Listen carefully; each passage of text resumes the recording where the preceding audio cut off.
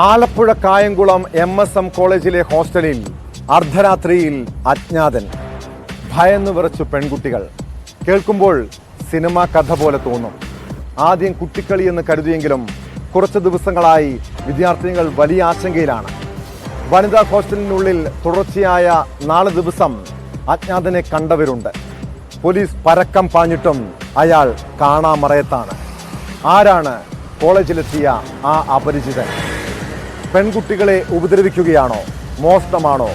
ഒളിഞ്ഞു നോട്ടമാണോ അയാളുടെ ലക്ഷ്യം? വ്യാപക പരാതി ഉയർന്നതിനെ തുടർന്നാണ് കോളേജ് മാനേജ്മെന്റും പോലീസും സംഭവത്തെ ഗൗരവത്തോടെ കണ്ടത്.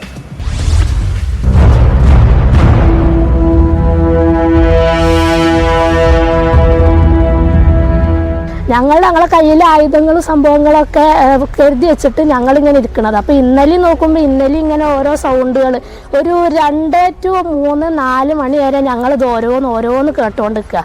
ഒരു സൗണ്ട് വെക്കുമ്പോഴത്തേന് എല്ലാവരും ഒരേപോലെ എന്താ കേട്ട് അതായത് എല്ലാവർക്കും കേൾക്കുന്നുണ്ട്. ഒരാൾ കാണുമ്പോൾ അടുത്ത ആളും കാണുന്നത് ഗ്രൂപ്പിൽ അപ്ഡേറ്റ് ചെയ്തുകൊണ്ടിരിക്കുകയാണ്. കഴിഞ്ഞ ചൊവ്വാഴ്ച പുലർച്ചെ 2 മണിയോടെയാണ് ഹോസ്റ്റലിലെ വിദ്യാർത്ഥിനികൾ ശുചിമുറിയുടെ ഉള്ളിൽ അപരിചിതനെ കാണുന്നത്. ഭയന്ന് വിറച്ചുപോയ പെൺകുട്ടി പിന്നീട് മുറിയിലേക്ക് എത്തിയപ്പോൾ ഉറങ്ങിക്കിടക്കുന്ന സഹപാഠിയെ നോക്കി നിൽക്കുന്ന ഇയാളെ വീണ്ടും കണ്ടു.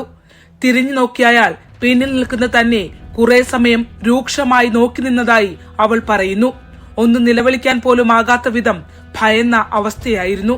പിന്നീട് ധൈര്യം സംഭരിച്ച് അലറി വിളിക്കുകയാണുണ്ടായത്.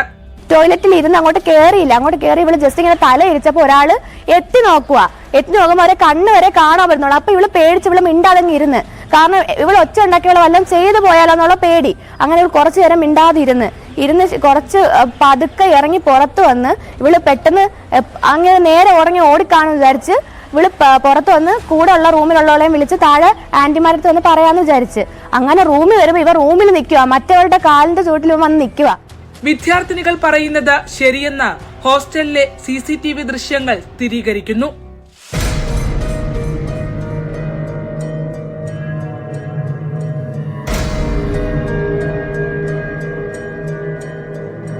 സംഭവം നടക്കുമ്പോൾ 80-ലധികം വിദ്യാർത്ഥിനികളുള്ള MSM കോളേജ് ഹോസ്റ്റലിൽ ഒരു സെക്യൂരിറ്റി ജീവനക്കാരൻ പോലും ഇല്ലായിരുന്നു.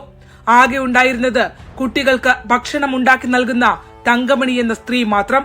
ഗുരുതര വിഷയം മാനേജ്മെന്റിന്റെ ശ്രദ്ധയിൽപ്പെടുത്തിയിട്ടും ഗൗരവത്തിൽ കണ്ടില്ലെന്ന വിദ്യാർത്ഥിനികൾ. തുടർന്നുള്ള ദിവസങ്ങളിലും സംഭവങ്ങൾ ആവർത്തിക്കപ്പെട്ടു. കാൽപ്പാടുകൾ സഹിതമുള്ള ദൃശ്യങ്ങൾ വിദ്യാർത്ഥികൾ ന്യൂസ് 18 നൽകി. എല്ലാ റൂമുകളും കണ്ടു, അതായത് പാസ് ചെയ്തോ പോകണ കണ്ട്.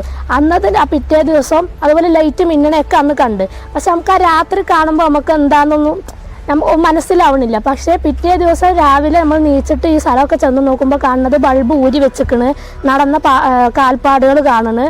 എന്താ പറയാ, ബാത്റൂമിന്റെ അവിടെയൊക്കെ പുതിയ കാൽപ്പാട് എത്തി കഴിഞ്ഞ സംഭവങ്ങൾ ഇതൊക്കെ കാണുന്നുണ്ട്. തുടർച്ചയായ 4-ാം ദിവസം ശല്യം തുടർന്നതോടെ ഉറക്കം പോലും നഷ്ടപ്പെട്ട അവസ്ഥയിലായി വിദ്യാർത്ഥിനികൾ. രാത്രി മുഴുവൻ വടിയും മറ്റുമായി ഉറങ്ങാതെ കാത്തിരുന്നു.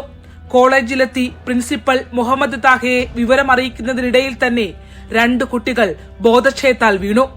ആശുപത്രിയിൽ പ്രവേശിപ്പിക്കപ്പെട്ട വിദ്യാർത്ഥിനികൾ ഇങ്ങനെ പറയുന്നു. ഹോസ്റ്റൽ ആരുടെയാണെന്ന് പോലും അറിയത്തില്ല, അവർക്കൊരു ഉത്തരവാദിത്തം ഇല്ലെന്നാ പറയുന്നത്. ഞങ്ങൾ ആരോടെ കംപ്ലൈന്റ് ചെയ്യണമെന്ന് ഞങ്ങൾക്ക് അറിയില്ല.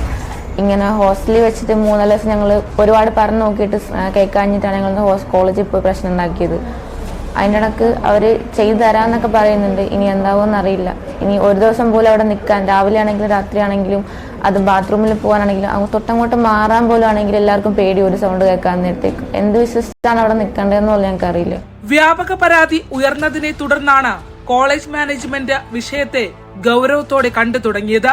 കായംകുളം ഡിവൈഎസ്പിയുടെ നേതൃത്വത്തിലുള്ള സംഘം കോളേജിലെത്തി പരിശോധന നടത്തി. സംഭവത്തിൽ കേസെടുത്ത് അന്വേഷണം ആരംഭിച്ചു.